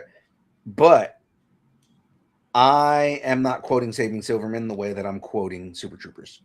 Correct. You know, Correct. like Super Troopers, I'm dropping random quotes from that movie just out of the blue. Oh yeah, when I was, when I started doing trivia or playing trivia after my first kid was born, we was always Team Ramrod. Team Ramrod. Say it. You say it. Why didn't you say it? Oh, I forgot. But yeah, and it was. Am I saying meow? You stop that right, meow. And it was the first movie date I had with my now wife was Super Troopers. So we always every time Broken Lizards has a new movie come out, we do the same thing that we did first. Super Troopers 3. Yeah. Can't wait. Like I said, we did it for Super Troopers 2. We did it for Beer Fest. We did it for Club Dread. You know what movie was good but didn't really get its just due was the Slam and Salmon. It's good. Quasi was good as well. Yeah. That's the Quasimodo one they did? Yeah. That was the last movie they did. Yeah. Polo Cruiser was pretty good for their first movie too. That was before Super Troopers. Mm-hmm. The plot to Saving Silverman is Jack Black. Why can't I think of it? The other guy. He's in everything. He was in the new Anaconda movie. You know what I'm talking about? Not Jack Black, but the other guy. I don't remember his name. Yeah, I know who you're talking about. Yeah, and the guy from American Pie. They were in a Neil Diamond cover band, and Jason Biggs is Broken Lizard is their production company, not Lazy Iguana. Who called it Lazy Iguana? James. Close. Yeah, they're just trying to stop him from getting married. So, all right. Yes. So Super Troopers wins by a landslide. Steve Zahn. Yes, Steve Zahn. I was like, his last name starts with a Z, and then I remembered his last name, and I was like, okay, hold on, Zahn. Oh, fucking Steve Zahn. Yeah. Who has not aged in 25 years. Steve Zahn is like another one of those fucking vampire dudes. He's like Paul Rudd. Those guys don't get old. Yeah. All right. Next up, we have everyone's favorite. Do not try these stunts at home because they're done by a bunch of idiots. Jackass versus just never send your food back at a restaurant because you'll be waiting. Oh, waiting. Yes. So yes, waiting versus Jackass. Jackass has its place because I mean, it's not quotable. It's hilarious though. Yeah, it's one of those movies that it's funny. It's a very funny, but then it's also fucking gross. Mm-hmm. A lot of just weird, gross shit. You know, yep. The weird things Steve-O puts in his ass. Like, who here has seen Screwed? Says Eric Ruiz. What? Who got screwed?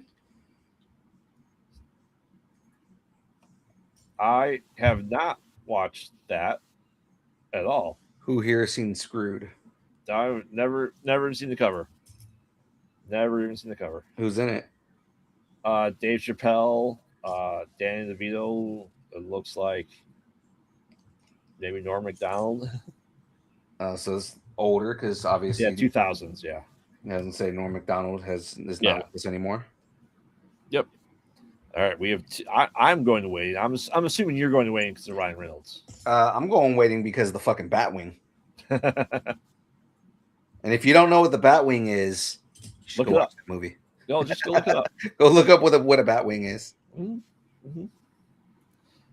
Yeah, Waiting is definitely. I haven't watched it. Waiting 2 is awful. So Waiting was one of those movies post high school, just getting into college. Me and my buddies would like put that movie on in the background, Mm. and just the amount of like hilarity that ensued. Oh, the for movie. sure. For sure. All right. So Waiting is moving forward. Next up, we have A Night at the Roxbury versus Groundhog's Day. Oh, Night at the Roxbury or Groundhog's Day? Night at the Roxbury, quite quotable. Very, very, very quotable. I just so it just popped up in my feed. The SNL one of the SNL skits Mhm. with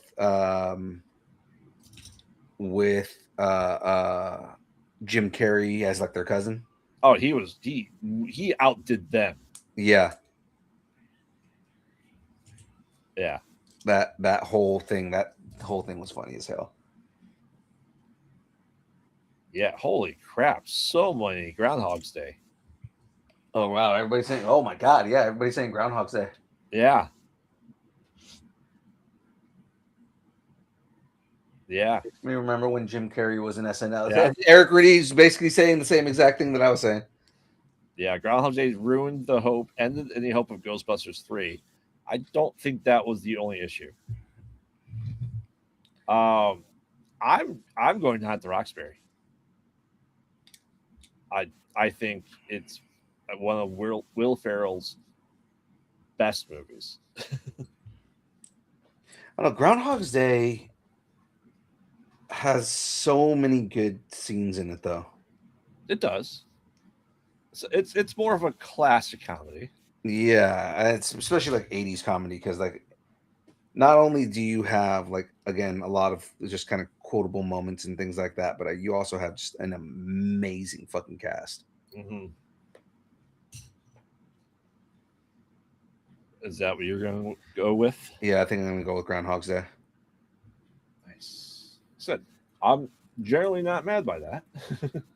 So it is a great movie. It is a great movie. All right. Next up, we have what if Michael J. Fox was a werewolf? Teen Wolf. Yeah. Versus everyone's high fantasy in Your Highness.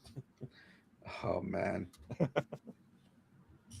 I mean, we do get to pretty much see Natalie Portman's ass in Your Highness. Your Highness was one of those movies that had no business being made, Correct. but because it was made, it was funny. Mm-hmm.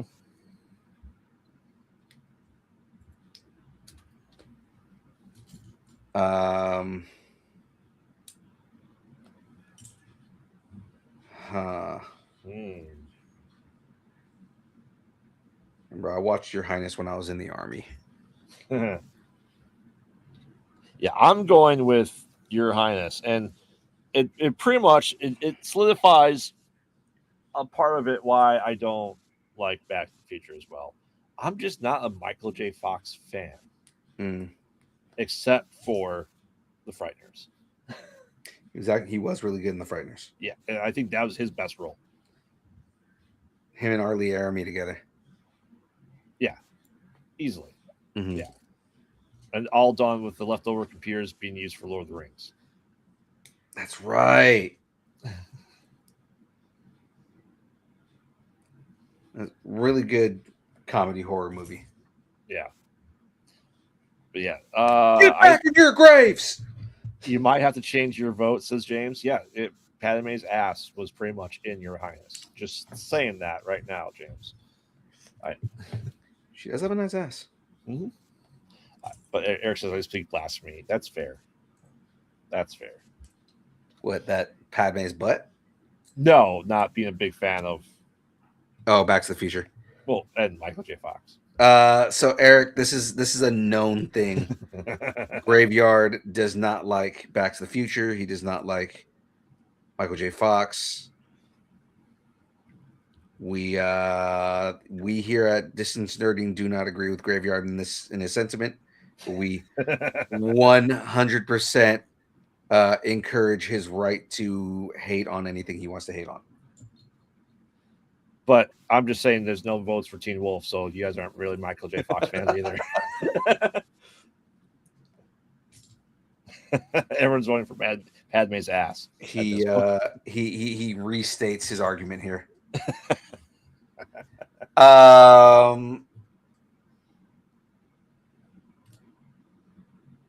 What is his friend's name? The chubby one, Mark Holton? I mean, I think I go Your Highness more so because Teen Wolf is like, it's one of those like campy 80s comedy movies. It's a sports comedy, let's face it. Yeah, and it's like, I don't know, Your Highness kind of like fits more the type of film that I like to watch. Mm-hmm. And how does being a werewolf make you better at basketball is really my question. I think it was just supposed to be more that he had like superhuman abilities and he was able to like his senses and reaction time was faster, which he used to be better at basketball. I'm just saying, I've never seen a dog make a basket other than Air Bud. And that, like I said, I think it's less that I think it's less about him being a dog and more just about having heightened senses. Yeah. All right. Well, that being said, Your Highness does move forward because Padme's ass. Next up is Phil. I wish you'd understand the words that are coming out of my mouth. Rush Hour. Yeah. Versus the South Harmon Institute of Technology. Oh, shitheads. Yeah. So Rush Hour versus Accepted. This is going to be a good one. This is going to be good because Accepted is funny, dude. It's great. Hi, would you like to see ask me about Ask my wiener? me about my wiener. Me and Jackie will randomly say that in the house. She might be saying it right now. Babe, ask me about my wiener. Oh, she said it. Yes, Eric, Range World is in this new bracket. Yes. Rush Hour, Rush Hour, Rush Hour. I'm going to accept it. Yeah, Accepted. What was the other movie in this? Rush Hour? Oh, Rush Hour. Rush Hour is funny, man. But I mean, like, because there are things that I quote from Rush Hour specifically. Like the other day, I was like, "What are you eating? Camel's hump." You give me some crazy shit. But I mean, that's not like, it's not how Accepted is, right? Like, again, the minute you said South Harmon Institute of Technology, I'm like, shitheads. Yep. I love that. That's what they they named their fake university the South Harmon Institute of Technology. Yeah. And they call themselves shitheads. Yeah. So what's your ultimate vote, Phil? I think I go I'm going with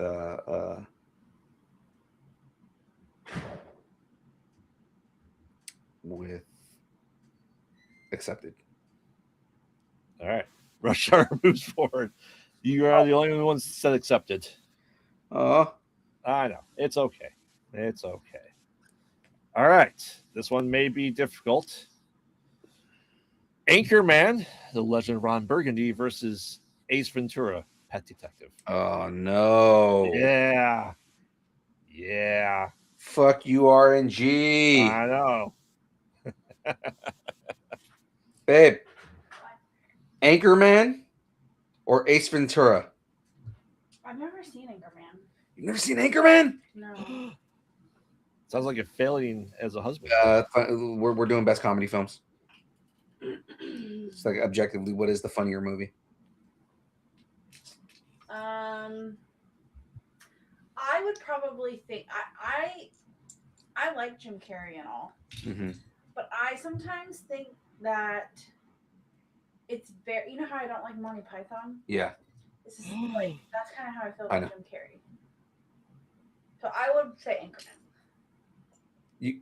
Graveyard, you've got nothing to say. You don't like fucking Back to the Future. What? Correct. It's I didn't say I didn't like Monty Python, the best sketch show of all time. Oh, you know,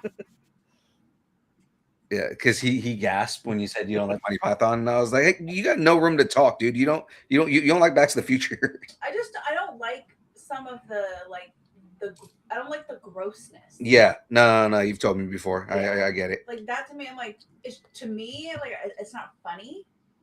Not that I'm offended by it. It's just not funny, and a lot of it, and Yeah. it just kind of wastes my time. I don't think Anchorman has a plot. The plot of Anchorman is that Ron Burgundy loses his groove and has to find it again. Correct. There's I feel there's way more stupidity in Anchorman than Ace Ventura. Yeah, Because there's more people playing stupid characters in Anchorman than there is in Ace Ventura. I was gonna say, with all that being said, I'm going Anchorman. Anchorman is one of my all-time favorite films. Well, Eric says you're worse than Stalin. So He says I'm worse than Stalin. whoever doesn't vote for Ace Ventura is worse than Stalin. Quote Eric Ruiz. I mean, one of my early characters that I did was Ron Burgundy's less successful cousin, Phil Burgundy. Nice. But yeah, Ace Ventura's moving forward. Whack! Yeah. Why are we yelling? All right. Next up, everyone's favorite acapella group comedy, Pitch Perfect. That counts as a comedy. It does. Not to us, But to some people. Versus I just got Party On. Party On, Wayne's Wayne. Party on, Garth. Yeah. Pitch Perfect versus Wayne's World. I like to hear someone vote for Pitch Perfect. Wayne's World. Wayne's World. Wayne's World. Party time. Excellent. Woo, woo, woo, woo, woo, woo, woo, woo, woo. Easily one of the best sketches turned into movie from Yes. Saturday Night Live. Swing. I think it's yeah. Huh, look at that. A lot of Wayne's World for some reason. Sha. Right. Ah, I know. Car. Car. Game on. Game on.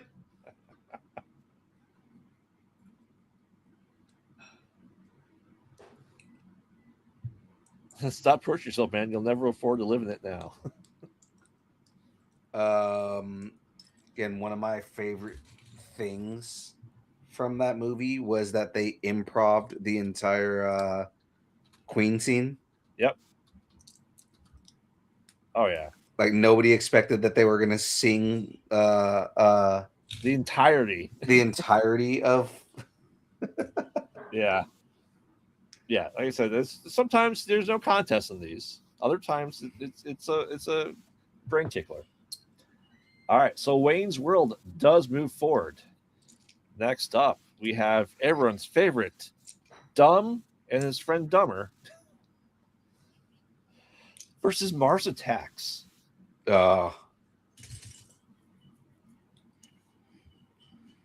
I really do like Mars Attacks. I love Mars Attacks. It's so good.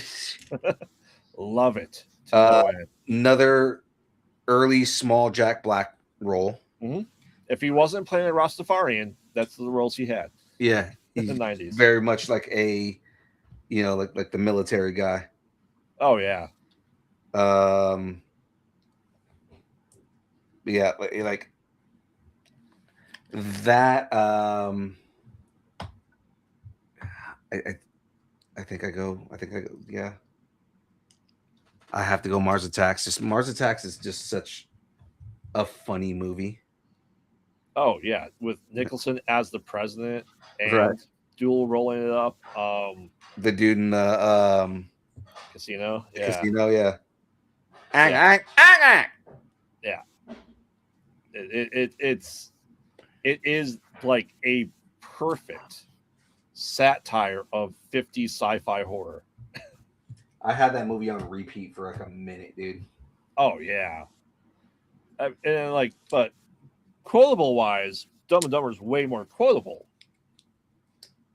I think. But Mars Attacks, I think, is just I think it's just a so much funnier better. movie overall. It is. It doesn't. I don't think it wears on you like Dumb and Dumber does. Yeah. You can only take so much of the two of them. Yeah. So you're saying there's a chance. So you're saying there's a chance.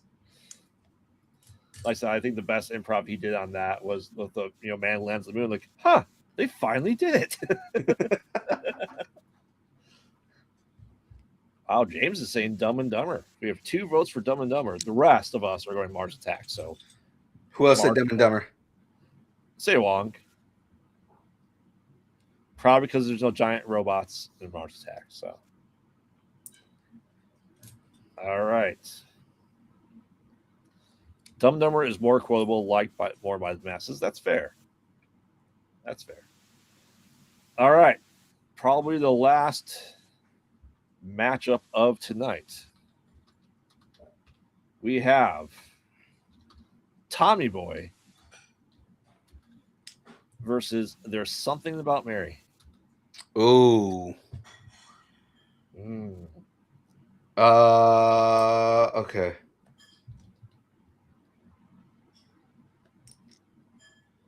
How many sequels did Mars Attacks get? Do you count comics? Not a lot. And pretty much Destroy All Humans was based off of Mars Attacks. It was based on Mars Attacks, which is like a classic game. I have that game on my Xbox Oh, I One. love it. I love that game so much. Yeah. I mean, Which, funny enough, the main character is based on Nicholson, so it's like correct. Yeah. I mean, I only have one thing to say to you, as my vote is fat man in a little coat. okay. So when I was younger, I would get, because they came out around the same time, I would get Tommy Boy and Black Sheep mixed up a lot. Yeah. Tommy Boy is definitely the funnier of the 2 movies that I like of those 2. Hands down. I mean, I love both of those movies. But Tommy Boy is the funnier one, so that's kind of like where I land on how I feel about that. Yeah. Between Tommy Boy and Something About Mary, Something About Mary. Again, there's a lot of quotable scenes. Oh, for sure. Franks and beans. Yep.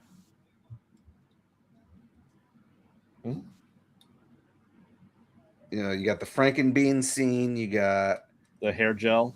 the hair gel is like the number one. Oh, for sure. Yeah. For sure. So, what's your vote, Phil?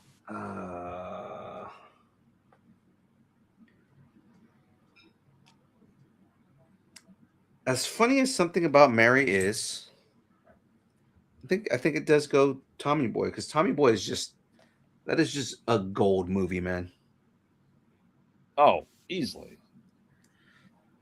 I can watch that on repeat. I think it was Chris Farley at his peak. It is Pete Chris Farley. So, All right. That being said, Tommy Boy does move forward, and that's about all the time we have left for tonight's show. All right. At Well, that time. about that time, let me just take apart these last pieces that are in my hand here. Oh, you do that. And to let anyone else of upcoming matches, we have the Heat versus What We Do in the Shadows, Bubble Boy versus Monty Python and the Holy Grail for all those that aren't crazy like Monty Python. Bubble Boy is funny. Uh huh. What does he say? $100. Yeah. Right. Yep. But I'm sorry, Monty Python takes the Grail, dude. Oh, it will. Yeah. All that is And- Monty Python is again between those two movies. Which one is on my soundboard and which one isn't? Right. Correct. Yes. Then we'll have the Hot Chick versus Hall Pass, Movie 43 versus Due Date, Dogma versus Old School, in Eurotrip versus Get Smart. Oh, that's going to be another hard one. Yes. And then That- Euro Trip versus. You said Euro Trip versus Get Smart. Yeah. Yeah, Get Smart's too family friendly for me. Hmm. It's, That's we're what talking. we'll have. We're talking about the Steve Carell remake. Correct. Yeah, that movie was way too family friendly for me. I mean, it was. It's a fun movie. It's funny for what it is, but as far as it being the funniest comedy, yeah, Euro Trip is I love Eurotrip. Mi scusi, Susie, mi scusi. say that all the time in my house. So- All the time. I say it so often. No, mi scusi. Yeah. Yeah. This movie's so it's so messed up, but it's so funny, man. Mhm. That and Road Trip. Yeah. It's a Eurotrip, West Germany versus East Germany. The nickel got them millionaires. But Road Trip, like I did you kill a cheetah? Those are her underwear. She gave them to me. I boinked her. Did you just say boink? Oh, well, man. that's where we are for tonight. All right. Well, Graveyard, let everybody know where they can find the grave of the gravest of the yards. Yes, I am Gary Costa, the Mostly Pilot Night, Mostly Podcast. They mostly Odd. at night. Mostly.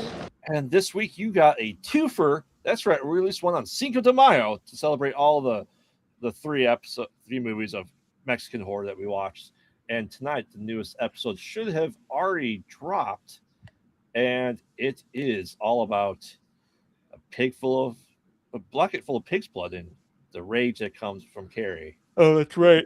We watched the same movie 3 times. And follow us on all social media at Pilot Night. Did you guys just do all 3 Carrie movies? Mhm. Oh God. It's the same You movie. Literally watched the same movie 3 times. Mhm. Yeah. That's not good. That was not fun. I bet not, man. Especially with 2 and 3 being really, really bad. Yeah, I mean they're yeah, they were just remakes of the original and Poorly at best. yeah, and I mean like and then they aren't they doing a new Carrie? TV show. It's a TV show. So I mean Mhm. hopefully they do It's something Mike new. Flanagan. Okay. I'm more interested with Mike Flanagan being attached to it. Mhm. Mike Flanagan is amazing at his adaptations, especially when it comes to horror stuff. So Well, we'll see. I think he will have his first box office bomb when he does the next Exorcist movie. Just throwing that out there right now. and again, we don't want to spend too much time on this, but I Yeah. just did a breakdown of the Resident Evil trailer on Geek Mhm. Freaks. Overall, what's your thought of that trailer? It's Resident Evil 6 and 7. Resident Evil 7 is the way that I put it. Mhm. It's basically it's a cross between Resident Evil 7 with like some sensibilities of Silent Hill. That's literally how what it feels like to me. Oh, easily. I'm Yeah. excited. The body horror alone looks like very it's very Resident Evil, but it's very much that twisted Silent Hill like sensibility to it. The fact that it takes place during Resident Evil 2 makes me more excited. There is a rumor that that this may be the origin story of the merchant. Mm. Yeah, I can see that. Yeah, so because they're saying that he may end up becoming the merchant. I know that we are not supposed to be getting any of the mainstream characters in this, We don't need him. but do you think we get some kind of tease of Albert Wesker? I think we get Leon. You think we get Leon Kennedy? Okay. Especially, I mean, Leon's the big deal right now because we just got Requiem. He's the main character. Have you finished Requiem? No, but Okay, I'm so you- also going to say that Wesker's never been done well in the movie. Well, that's why I'm saying, like, you know, I'd want to see like a well done Albert Wesker, Mhm. but at the same time, do you know?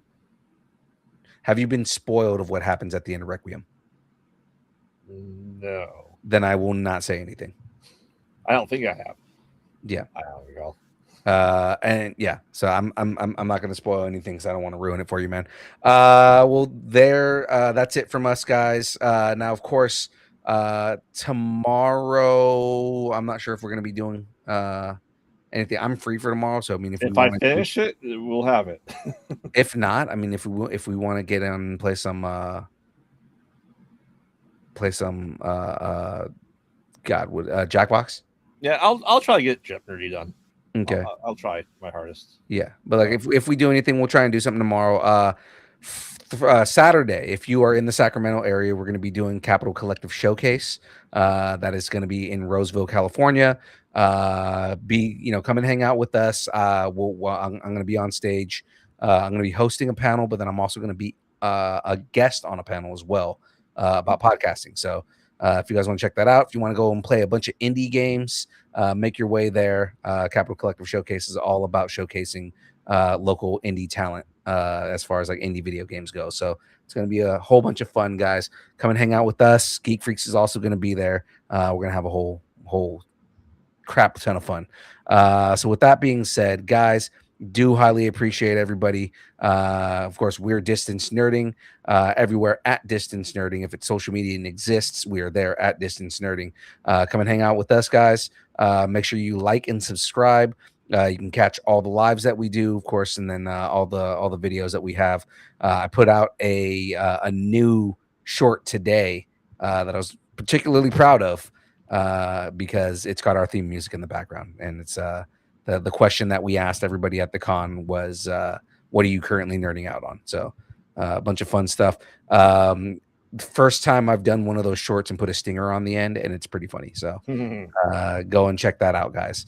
With that being said, we will catch everybody possibly tomorrow, possibly Saturday. If not, we'll see you on Tuesday for the main show. Yes. See y'all later. Bye. Thanks, and keep nerding together. And yes, I still don't have the video. Bye.